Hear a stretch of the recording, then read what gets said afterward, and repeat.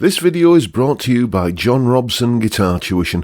If you enjoy the content, please consider supporting the channel by enrolling on a course, purchasing some guitar lessons or a t-shirt, or you can join my Patreon. Now, on with the show. Hello chaps, welcome once again to John Robson Guitar Tuition. As always, I do hope you're well. It's Tuesday today, which means we're doing a top 5 list.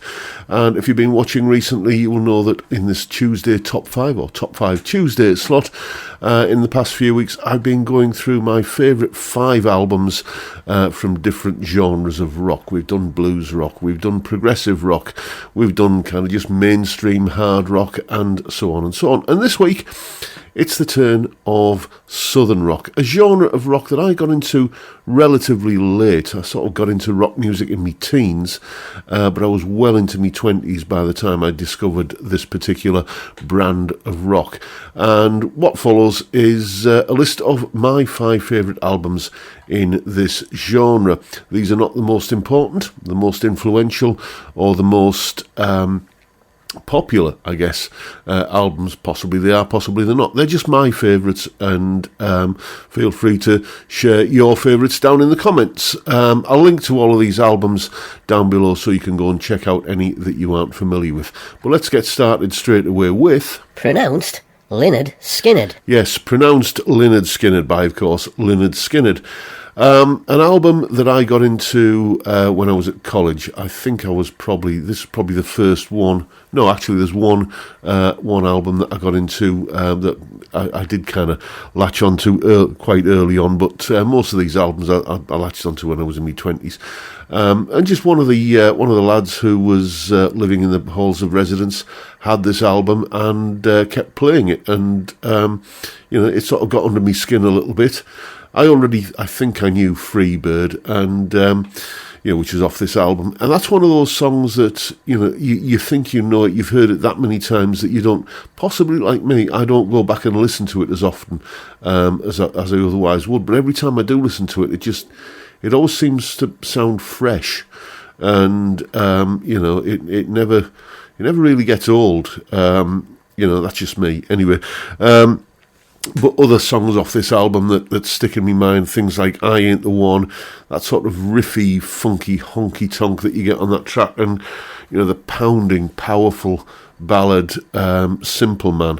Watch out for a solo analysis of that coming up sometime soon on this channel. But yeah, pronounced Lynyrd Skynyrd. I don't own, I think, any other Lynyrd Skynyrd albums, but that one is essential listening. Next. Flirting with Disaster. Yeah, Flirting with Disaster by Molly Hatchet. Again, a band I discovered not through being at college, but via, I think it was good old Tommy Vance on the Friday Rock Show, a veritable institution in the UK in the 80s.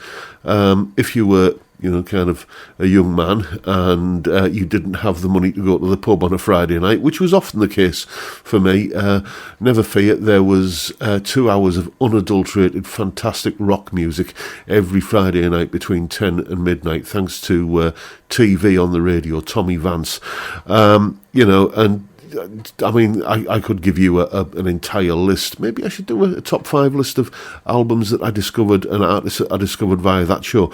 But yeah, he played a couple of tracks from this album a couple of weeks in a row. I think Whiskey Man and that version of It's All Over Now, the old Stones song that comes from that album. But it was just so kind of gutsy and ballsy and just, it painted a picture of that sort of, that Southern America, kind of, environment that to us in the UK is incredibly romanticised and appealing. Well, it certainly is to me, or the version of it that I imagined via this music. Great guitar playing. What an incredible vocalist as well.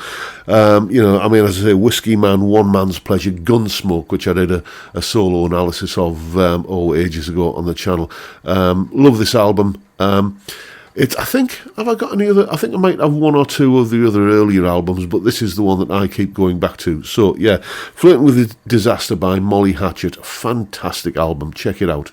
Next. Brothers and Sisters. Brothers and Sisters by the Allman Brothers Band. I do own more than one Allman Brothers album, and you can kind of, I think, I might be wrong, but I think this is the first full studio album that they did after Dwayne's passing.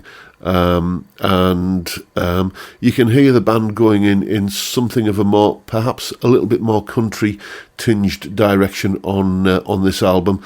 Ramblin' Man, again, another track another solo that I've done an analysis of on here ages and ages ago.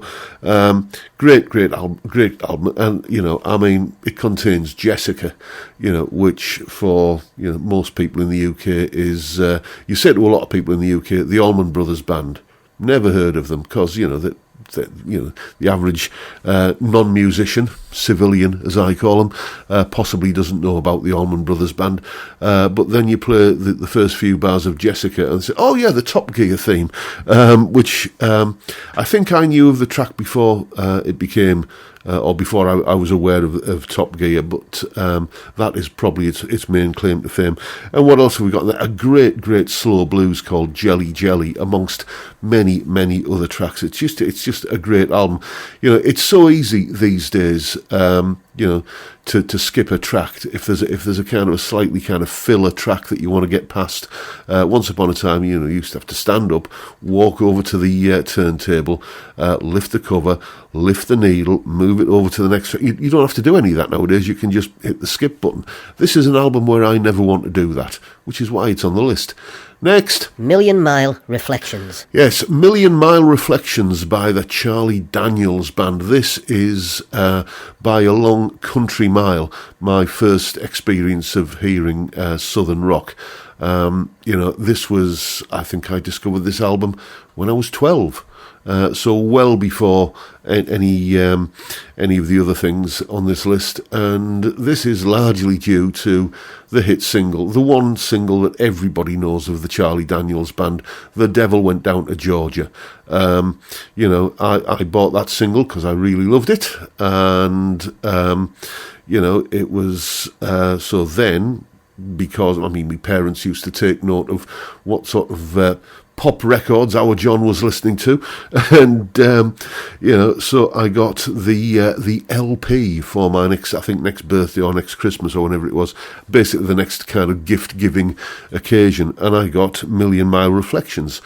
Now the rest of the album is very, very different to The Devil Went Down to Georgia, and it was an album that I didn't really kind of get into, but it was just, I would put it on and listen to it. I think this is different. And it's the best way I can describe it, if you're not familiar with it, is imagine if Genesis and Supertramp got together, but they were all from kind of, Atlanta, Georgia.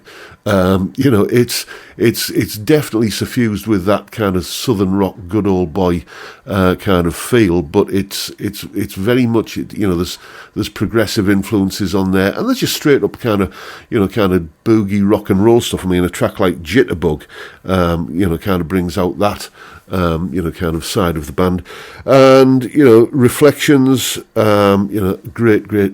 great song, and of course Devil Went Down to Georgia.